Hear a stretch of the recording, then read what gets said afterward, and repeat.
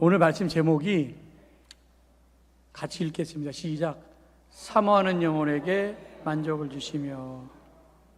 제가 지난 한 달 동안 나 이제 설교 다 내려놓고 쫓기지 않는 마음으로, 편안한 마음으로 좀 책도 좀 읽고 산책도 좀 하고 산에도 올랐어요. 산에도 오르고 예전에 설교했었던 거 다시 한번 이렇게 쭉 훑어보기도 하고 선교지에도 갔다 오고, 그리고 친구 부부와 함께 회감 여행도 갔다 오고, 그 친구도 회감, 나도 회감, 그래서 갔다 오고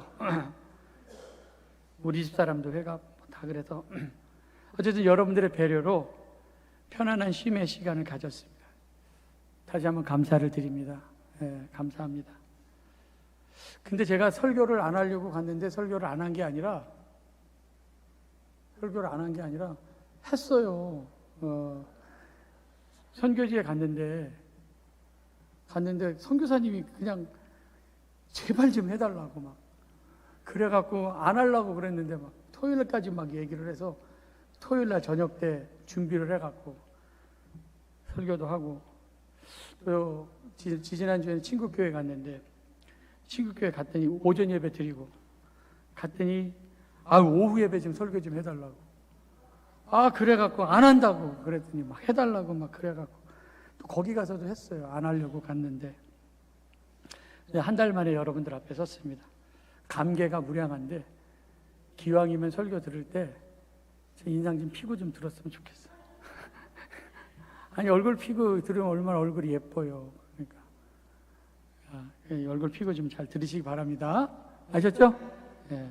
오늘 무슨 주일이에요? 맥주 감사 주일. 발음 잘해야 돼. 맥주 감사 주일이 아니라 맥추 감사 주일. 맥추 감사 주일.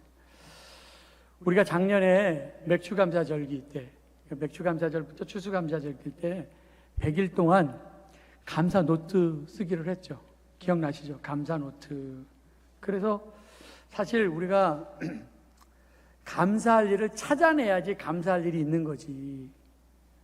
감사할 일을 찾아내지 않으면요, 진짜 못마땅한 일로 가득 차 있습니다. 그래서 그거 찾으면서 우리 기록하자. 그러면서 이제 감사 일기를 썼었습니다. 사는 것이 너무 힘들면은요, 감사해야 될 것이 안 보여요. 오히려 불평거리만 보이죠. 근데 우리 한번 생각해 봐봐요. 아침에 일어나는 것도 감사하지 않아요? 너무너무 감사하지. 그러니까 내가 수고하지 않고 땅에 거름도 주지 않고 씨도 심지 않았는데 아침에 우리가 저녁에 식사를 할 때 내가 콩나물을 기르지 않았는데 콩나물 반찬도 먹고, 내가 고등어를 잡지도 않았는데 고등어 반찬도 해 먹고, 내가 수고하지 않았는데 다 이거 먹거리로 먹을 수 있으니까 이거 얼마나 감사한 일이에요. 학생들 학교 가기 더럽게 싫지. 말을 좀 심하게 해서 미안한데, 근데 이때가 좋은 거야. 나중에 커봐. 그때가 좋았어. 여러분 그때가 좋죠? 네, 그때가 좋아요. 근데 쟤네들은 학교 좀 안 갔으면 얼마나 좋을까. 근데 아침에 학교 가방 메고 학교 가는 것도 감사한 일이고, 직장에 나가는 거 정말 일하러 가기 진짜 애들 말로 더럽게 싫다. 그러면서 나가는 게 마치 지옥에 가는 것처럼 그렇게 가는데, 여러분 직장 없어봐. 집에서 놀아봐. 얼마나 감사해요. 근데 내가 이번 한 달 동안 느꼈던 게 뭐냐면은 주일날 올 교회가 있는 게 감사한 거야. 제가 이 한 달 동안 다른 교회 이렇게 가서 예배를 드려봤잖아요. 다른 교회 가서. 그런데 만약에 올 교회가 없다고, 오늘은 어느 교회 가서 예배를 드릴까? 이것만큼 괴로운 것도 없어. 근데 오늘은 여러분들 그래도 올 교회가 있잖아요. 우리 교회가. 올 교회가 주일날 여러분들 오늘은 어떤 교회에 올까? 그리고 근심하고 걱정하지 않잖아요. 주일날 딱 되면 성경책 딱 들고 올 수 있는 교회가 있으니 이게 얼마나 감사한 일이에요. 이게 다 감사한 일이야. 사실 감사한 일이야. 근데 감사 없이 아침에 일어나고, 감사 없이 밥을 먹고, 감사 없이 학교 가고, 감사 없이 직장에 나가고, 감사 없이 사람들 만나고 감사 없이 예배를 드리고 감사 없이 하루를 보낸다고 한다면 가뜩이나 살기 힘든 이때 얼마나 더 살기가 힘들겠냐. 감사하며 사시기 바랍니다. 감사. 이스라엘에게는 3대 절기가 있어요. 우리 뭐 추석도 있고 구정도 있는 것처럼 이 사람들도 이제 명절이 있는데 6월절 절기가 제일 첫 번째입니다. 6월절은 그냥 말 그대로 애굽에서 종살이 하다가 이제 나온 것을 기념하기 위해서 지키는 감사절기고 이것도. 그리고 6월절 딱 지난 다음에 77, 그러니까 주일이 안식일이 7번, 그러니까 우리가 77절이라고도 얘기를 하는데 77이 49 아니에요? 그래서 이제 오순이라고도 얘기를 해요. 그 다음에 50일이니까 그래서 열순자 그리고 다섯오자, 그래서 오순 다섯오자에다 열순 그렇게 해갖고 오순절이라고 하는 77절, 이 77절이 맥추절입니다. 그래서 6월절 지난 다음에 50일 있다가 이제 맥추절 절기를 지키고, 그래서 맥추절 절기는 출애굽기 23장하고 신명기 16장에 나오는데 16절에 보니까 이렇게 나와요. 맥추절을 지키라. 이는 내가 수고하여 밭에 뿌린 것에 첫 열매를 거둠이라. 그리고 수장절을 지키라. 이는 내가 수고하여 이룬 것을 연말에서부터 밭에서 거두어 저장함이라. 그러니까 맥추절은 밭에 있었던 심은 것을 거두는 첫 열매를 거두면서 드리는 절기, 감사절기. 그리고 이제 수장절이라고 나오는데 수장절은 다른 말로 초막절이라고도 얘기를 해요. 그러니까 초막절은 이스라엘 백성이 광야에서 이제 초막 짓고 살았는데 얼마나 광야에서 텐트 지고 사는 게 힘들었겠습니까? 그 우리 조상들이 광야에서 고난의 시절을 살았던 것을 기억하면서 그들도 이제 일주일 동안 광야에서 초막 짓고 살면서 조상들이 광야에서 하나님께서 만나로 먹이시고 입히셨다는 걸 기억하면서 우리도 오직 하나님의 은혜로 산다. 이걸 이제 기억하면서 기념하면서 지키는 절기가 장막절, 초막절 그렇게 얘기를 합니다. 근데 성경에 보니까 맥추절을 지키라, 초막절을 지키라 다 명령어로 됐어요. 그러니까 감사절기는 해도 그만 안 해도 그만이 아니라 명령이야. 명령은 하기 싫어도 해야 되죠. 명령이에요. 법 지키기 싫어도 지켜야 되잖아요. 안 지키면 큰일 나잖아요. 그러니까 명령이에요. 그래서 맥추감사, 추수감사 뭐 이런 것들은 명령입니다. 우리가 이제 매월 7월 첫째 주에 맥추감사절을 지키는데 이 7월 첫째 주는 1년의 딱 중간이죠. 그러면서 맥추절을 지키면서 지난 6개월을 돌아보는 거예요. 그러면서 내 신앙 상태를 좀 점검해 보면서 내가 지금까지 잘 살아왔나. 정월달에는 시작하는 힘이 있기 때문에 뭐 결심도 하고 뭐 잘하잖아요. 근데 이 힘이 빠져. 지금쯤 오면은. 그래서 돌아보면서 내 믿음의 상태를 돌아보면서 내가 정말 정월에 마음 먹었었던 건 한결같이 그 마음을 갖고 있는지 점검하고, 그리고 이제 또 나머지 한 해 반년을 시작하는 그 시간, 그 다듬는 시간 아닙니까? 기억하면서. 그래서 굉장히 중요하죠, 맥추절. 시편 103편 14절에 보니까 이는 그가 우리의 체질을 아시며 우리가 단지 못뿐이라고. 뭐라고 돼 있어요? 먼지. 안 보여요? 보여요? 안 보여요? 안 보이면 큰 거로 사놔야지, 이거. 나도 작아서 잘 안 보여. 나 이제 큰 거로 사야 될 것 같아, 이거. 이거 먼지뿐이래, 먼지뿐. 그러니까 여러분들 보이면 얘기를 해줘요. 안 보이면 안 보인다고 얘기를 해주고. 먼지라는 게 얼마나 하찮습니까? 아무것도 아니에요. 아무것도 아닌 존재. 참 연약한 존재. 그래서 그냥 가만 놔두면은 스스로 알아서 하지 못합니다. 그래서 애들도 공부해라 잔소리라도 해야지 공부하는 척이라도 하지. 그러니까 우리도 기도해라 전도해라 그래야지 나와서 전도라도 하지. 아무 말도 안 하면 아무것도 안 해요. 아무것도. 누가 스스로 알아서 합니까? 누가 스스로 알아서. 그래서 그냥 내버려 두면 먼지와 같기 때문에 멸망하는 짐승들 같아서 하나님께서는 이 오합지졸 이 백성들을 너무나 잘 알아서 명령하신 거예요. 감사해라. 어떻게 인도하셨는지 감사해라. 어떻게 지켜주실 것인지 믿음으로 살아라. 근데 맥추절이나 추수감사절 1년에 딱 2번만 감사하면 안 되겠죠. 그래서 의도적으로 매일매일 감사하며 살면 오늘의 감사가 내일의 기적이 될 줄 믿습니다. 오늘의 감사가 내일의 뭐가 된다고요? 기적이 된다. 그냥 오늘 감사하며 살면은 기적으로 사는 거예요. 그래서 여러분들 다른 말 다 몰라도 돼. 우리는 감사합니다. 이 한마디만 하면 다 풀려. 애들도 부모님에게 감사합니다. 그러면 부모님들 마음이 다 풀려. 다 풀려요. 감사합니다. 그러니까 우리가 일본에 가면은 다른 말 몰라도 돼. 뭐만 알면 돼.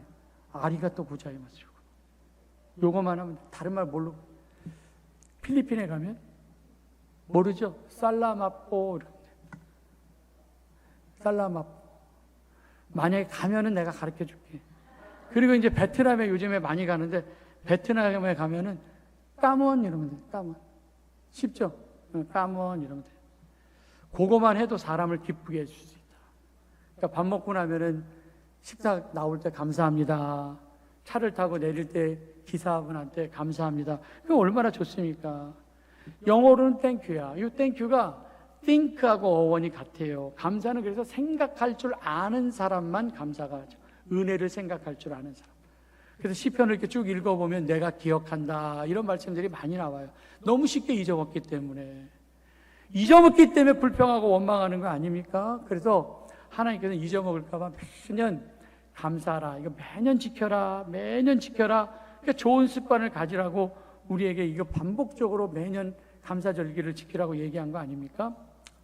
이스라엘 백성들이 광야에 있을 때 하나님께서 십계명을 주셨는데 십계명을 이렇게 쫙 분석해 보니까 그거를 통해서 이제 5가지 정도를 가르쳐 주고 있는 것 같더라고요. 첫 번째 공감 능력, 소통, 존중, 도덕성, 가치관, 그리고 맨 마지막에 회복 탄력성. 이 회복 탄력성이 뭐냐면은 그거예요. 뭐 공감 능력이 다 알죠. 우는 자와 함께 울고 웃는 자와 함께 웃는 거, 뭐 소통 말통하는 거고. 뭐. 회복 탄력성이 어려움을 당했을 때 우리는 대부분 다 쓰러지잖아요. 넘어질 때 오뚜기처럼 다시 일어나는 게 회복 탄력성입니다. 그러니까 사람이 근심주기에 있으면 절망하죠. 좌절해서 일어나지 못해서 그냥 쓰러져 있는데 마음의 근육이 아주 단단해져 갖고 그래서 그 마음의 근육이 단단히 일어나는 거예요. 오뚜기처럼. 나도 어렸을 때 오뚜기 갖고 많이 놀았는데 요즘에 오뚜기 갖고 잘 안 놀대. 옛날에 오뚜기 인형이 있었는데 그 근육을 지탱해주는 핵심 영양소가 뭐다? 감사. 그래서 고난 중에 있을 때 감사합니다. 그럼 빠딱 일어나요. 쓰러져 있다 할지라도. 사람이 큰 스트레스나 실패를 겪으면은 자꾸 안 되는 것, 없는 것 이런 것만 집중하죠. 그런데 그래도 불행 중 다행이다. 그럼에도 불구하고 감사하다. 이게 회복 탄력성입니다. 그럼 또 일어날 수가 있다라는 거죠. 우리가 영어로 상처가 스카예요. SCAR 그렇거든요. 상처가 스카. 근데 별이 스타예요. 별이 스타. 그래서 우리가 철자 하나거든요. C가 T가 되면은 상처가 반짝반짝 빛나는 별이 될 수가 있다. 별은 어두움 가운데 빛이 납니다. 이 밝을 때는 별의 별빛을 우리가 모르는 어두움 가운데, 절망 가운데 있을 때, 막 희망이 없어 보일 때 상처가 별이 될 수 있어요. 극복하면 스카가 스타가 될 수가 있다. 여러분 빌립보서에 보면은 이제 바울이 빌립보 사람들에게 편지를 쓴 게 빌립보서인데 옥중서신이죠. 로마 감옥에 갇혀 있습니다. 가고 싶어도 만나고 싶어도 볼 수가 없었어요. 그때 빌립보 교인들을 생각하면서 빌립보서 1장 3절에 이렇게 얘기해요. 내가 너희를 생각할 때마다 나의 하나님께 뭐 한다고요? 뭐 한다고요? 감사. 잘 안 보여요? 안 보이면 사야 돼 이거. 그러니까 눈 크게 뜨고 봐요. 눈 크게 뜨고 하나님께 감사하며 내가 너희를 생각할 때마다 감사하다. 여러분 빌립보 감옥에 갇혀 있었고 로마 감옥에 갇혀 있는데 뭔 감사할 일이 있겠습니까? 빌립보에도 실컷 두들겨 맞고 감옥에 갇혔잖아요. 근데 회복 탄력성이 있는 사람은 감옥에 갇혔을 때 전도하다가 그리고 귀신 들린 여종 고쳐주다 감옥에 갇힌 거예요. 그런데 거기에서 빌립보 감옥에서 바울과 실라가 찬송하고 기도하자 옥문이 열린 줄 믿습니다. 이게 회복 탄력성이야. 그러니까 어려움을 당했을 때 감사하니까 일어나게 되더라. 지금 바울이 로마 감옥에 갇혀 있으면서 빌립보 사람들한테 편지를 쓴 거 아닙니까? 내가 너희를 생각할 때마다 감사하다. 저도 안식을 하는 동안 한 달 동안 여러분들 얼굴을 못 봤는데 보고 싶어 미치는 줄 알았어 진짜. 그래갖고 그래도 내 마음속에 1번은 우리 대강교회 교인들이구나. 정말 내 심장 가까이 있구나. 여러분들은 어떻게 생각했는지 잘 모르겠지만 하여튼 나는 그랬다. 여러분 하나님께서 우리에게 주신 은혜들을 기억해야 되는데 우리 찬송가에 보면 내게 주신 복을 세어보아라 그런 찬송이 있죠. 내게 주신 복을 세어보아라. 진짜 우리에게 주신 복 하나씩 이렇게 세보면은 감사할 거리가 있어요. 그 세시기 바랍니다. 오늘 우리가 이제 시편 107편을 읽었는데 시편이 총 몇 개로 이루어졌어요? 150개. 150개로 읽었는데 여러분 성경을 이렇게 쭉 보면은 우리 성경 가지고 오신 분들 107편을 피면은 제 성경에는 그렇게 되어 있어요. 107편 제 위에 제5권이라고 써 있어요. 그렇죠? 예? 제5권이라고 써요. 제5권. 그러니까 성경은 시편을 5개 파트로 이렇게 나누어져 있습니다. 그래서 사람들이 이거를 이제 모세 오경적인 구조로 시편을 5개로 나누었다. 그래서 시편 1편부터 41편까지 이제 41개 시편을 창세기, 그러면서 이제 신명기까지 이렇게 쭉 이루어졌는데 마지막 제5권이 107편부터 시작해요. 마지막 107편부터 제5권. 그러니까 이 책은 이제 신명기에 해당되겠죠. 근데 이제 신명기 5권을 보기 전에 그 바로 앞에 이제 제4권의 마지막 책이 시편 106편입니다. 근데 그 마지막 노래 시편 106편 14절에 이런 말씀이 있어요. 14절에 광야에서 욕심을 크게 내며 사막에서 하나님을 뭐 했다고 했냐면 시험했다 그러나요. 광야에서 욕심을 내고 사막에서 하나님께 시험했다. 근데 그들이 사막과 광야에서 했던 일이 뭐냐? 2가지.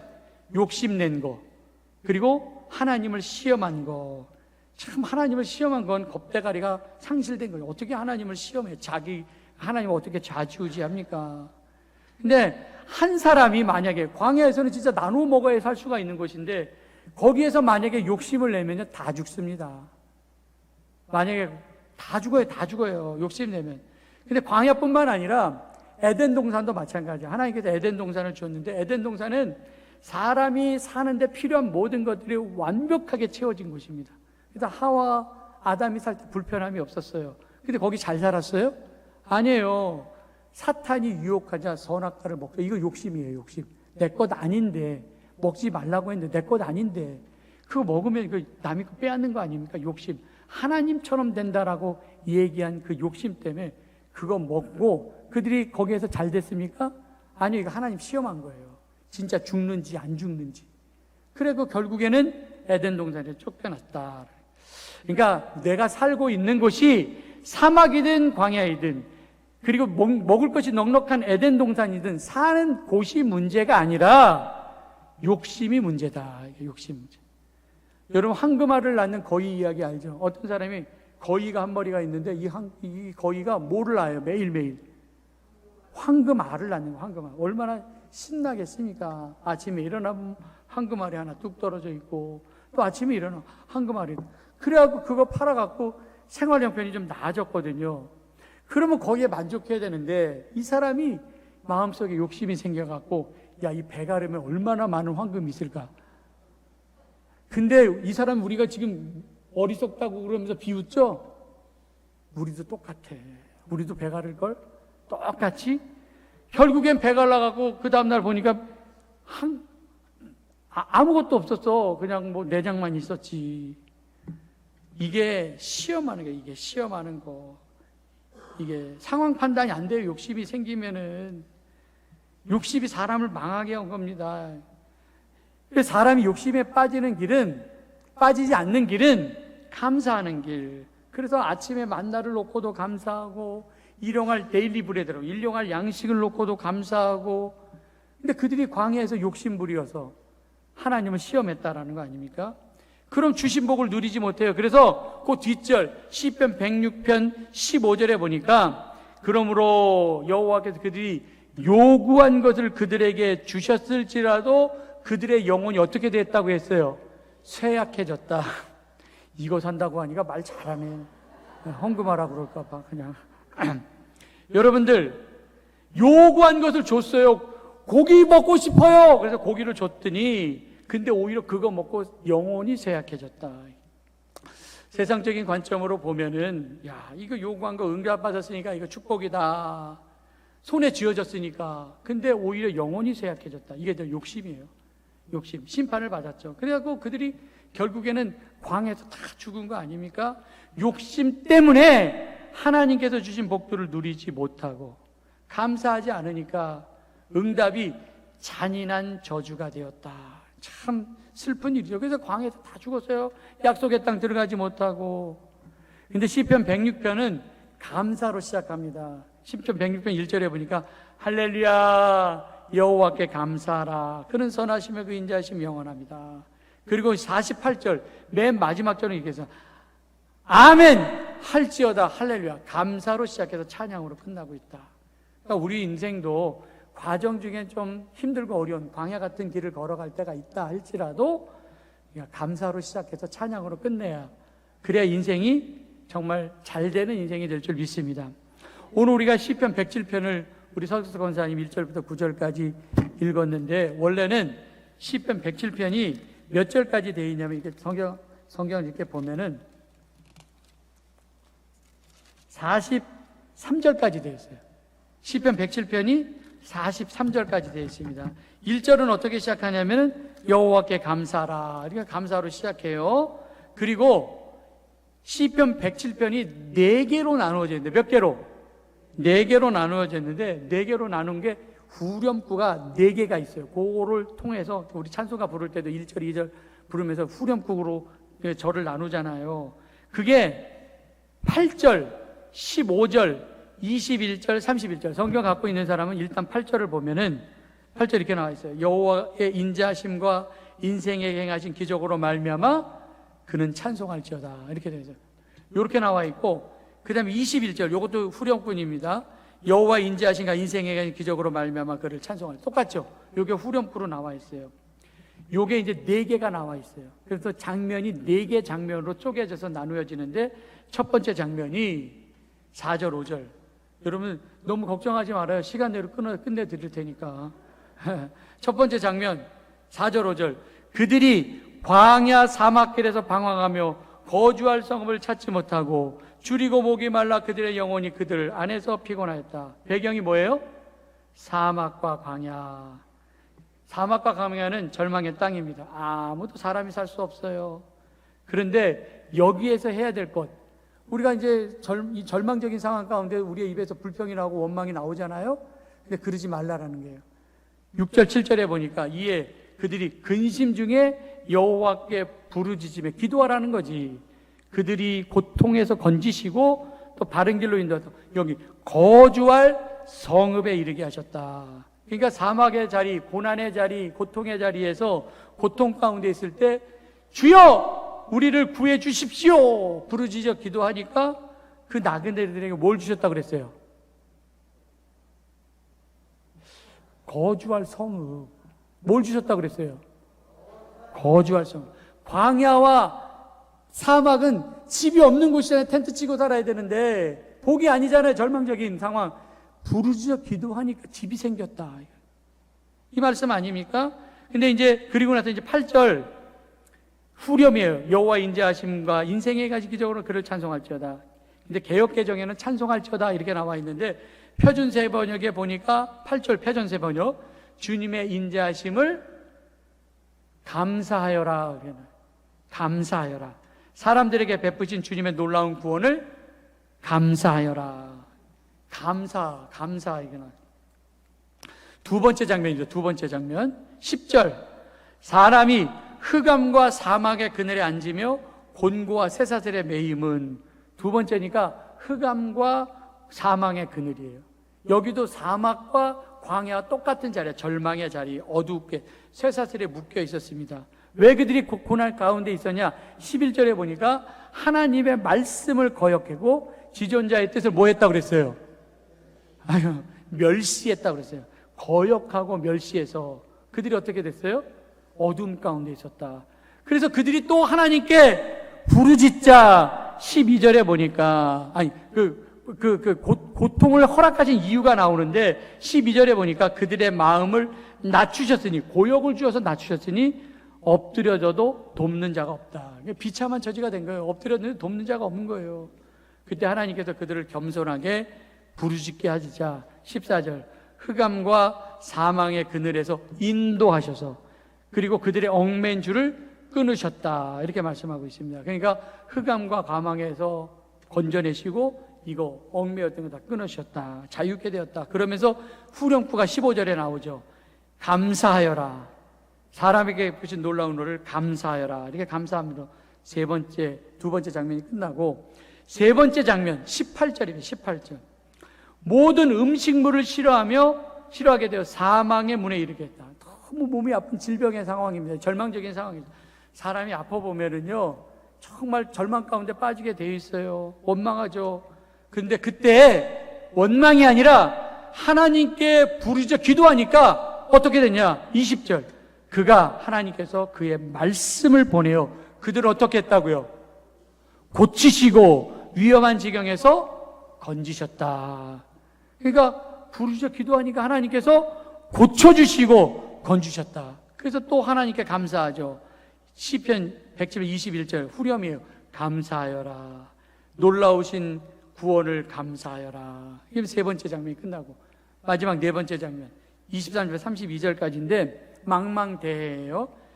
23절 배들을 바다에 띄우며 큰 물을 이르게 하사, 쭉 읽어보면은 망망대해에서 배가 잔잔하게 가는 게 아니라 폭풍이 불어요. 폭풍이 불어. 그래서 막 여기 광풍이 일어나. 25절 여호와께서 명하시되 광풍이 일어나 바다 물결이 일으키고 하늘로 솟구쳐서 막 깊은 곳으로 내려. 그 위험 때문에 그들의 영혼이 녹는다, 이렇게 나와 있어요. 성경에 보니까 25절 26절 보니까 그때 부르짖어 기도하니까 29절 30절 광풍을 고요하게 하사 물결도 잔잔하게 하는다. 평온함으로 말미암아 기뻐하는 중에 여호와께서 그들을 바다는 어디로 인도하셨다고요? 항구로 인도하셨다. 그 뒤에 보여요, 안 보여요? 그래요. 그런 말을 크게 해요. 보이면 어디로 인도하셨다고요? 항구로 인도하셨다. 그러니까 얼마나 폭풍 가운데 항구 육지에 가고 싶습니까? 오늘 시편 107편에서 네 부류의 사람들 봤죠? 사막에서 길을 잃어버린 나그네, 어둠 가운데 묶여있는 죄수, 치명적인 질병으로 죽음의 문턱에 있는 환자, 막 폭풍 가운데 있는 배, 이 우리가 마주대야 할 수 있는 절망적인 현실들. 근데 이곳에서 빠져나올 수 있는 길이 나오는데 네 번씩이나, 그게 6절, 13절, 19절, 28절에 똑같이 나와요. 이에 그들이 근심 중에 여호와께 부르짖음에 그들의 고통에서 건지시고, 그렇게 나와요. 우리가 해야 될 건 절망 중에 있을 때 불평이 아니라 기도이고 찬송이고 감사일 줄 믿습니다. 그래서 사막의 나그네들에게는 뭘 주었어요? 거주할 성읍을 주시고, 제사들의 몇 개 있는 걸 풀어주시고, 환자들에게는 말씀으로 고쳐주시고, 그리고 폭풍 가운데 있었던 사람들에게는 바라던 항구로 인도해 주셨다. 그러면 이제 사람이 감사해야 되는데 망각의 동물이에요. 영적 치매에 걸려갖고 다른 것들은 다 잊어먹더라도 하나님께 주신 은혜를 잃어버리면 안 되는데, 고쳐주세요. 고쳐줬더니 또 잃어먹어. 어려운 가운데 있어서 살려주세요. 살려주세요. 또 잃어먹어. 언제 그랬더니 진짜 번지와 같아요, 우리가.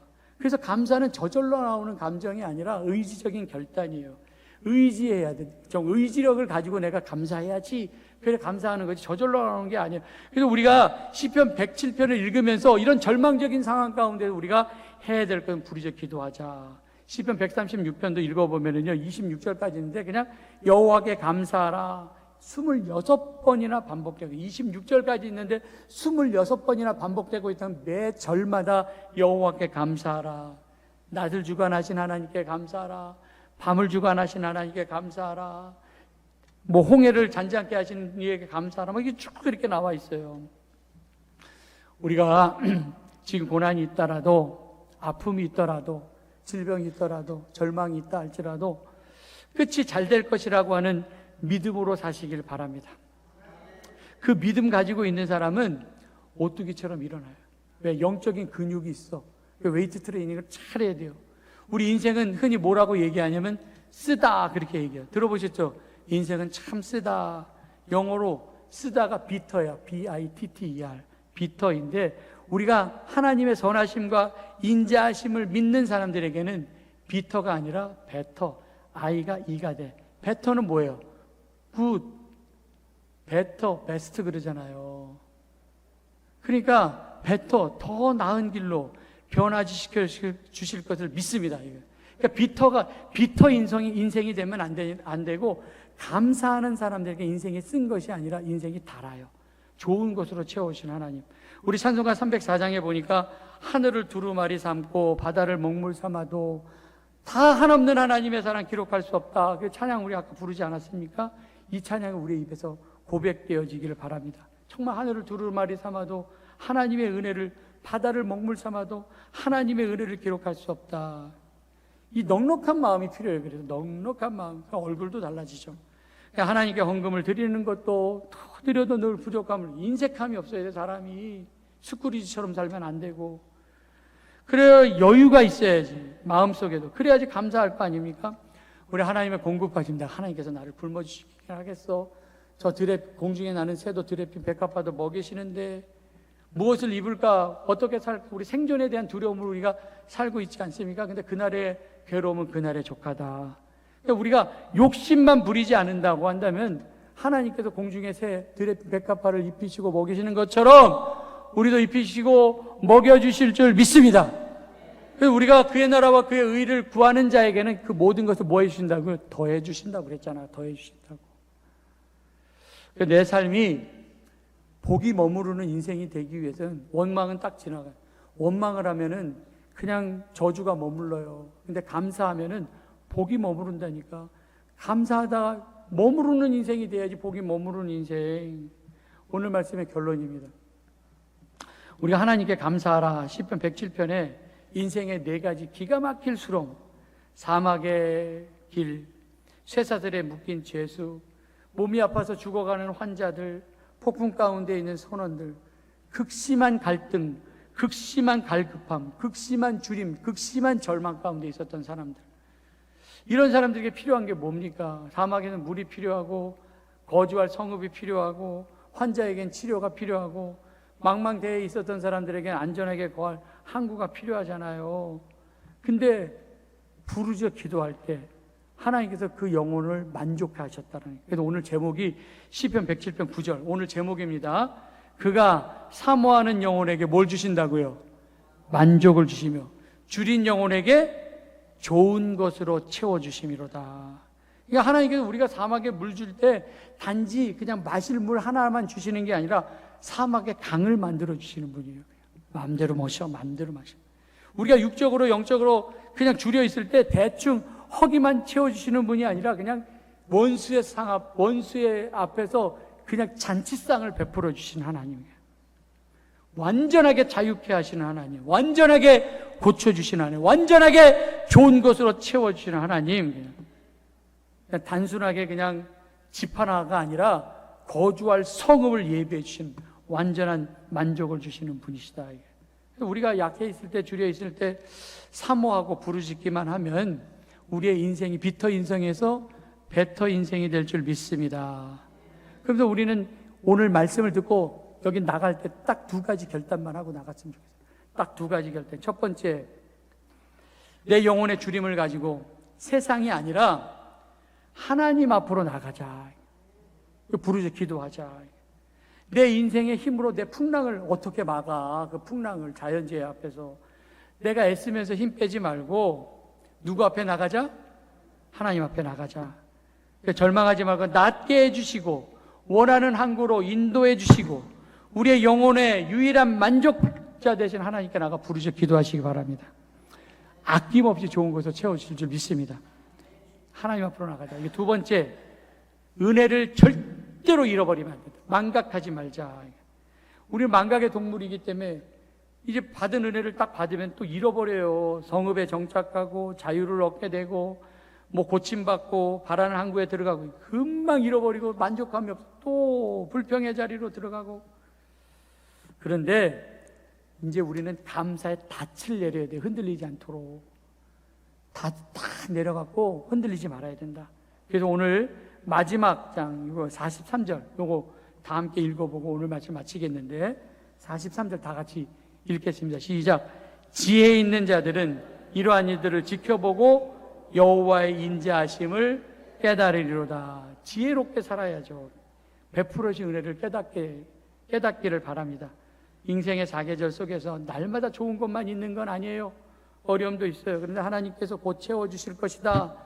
이걸 믿고 사는 사람이 진짜 지혜자이다. 2026년 반년 지나고 이제 반년이 남았는데 물론 힘들고 어려운 시간도 보내고 뭐 좋지 않은 소식들도 있고 그렇지만 내 영혼을 만족하게 하실 하나님을 사모하고 삶의 모든 순간순간마다 부르짖어 기도하고 감사의 찬송을 올려드리는 복된 지혜자로 사시기를 주님의 이름을 간절히 축원합니다.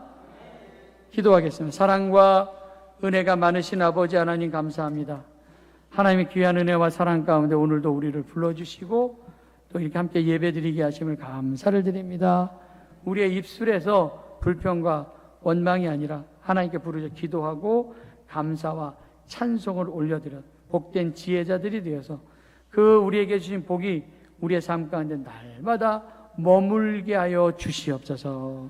예수님의 이름으로 기도드렸사옵나이다. 아멘.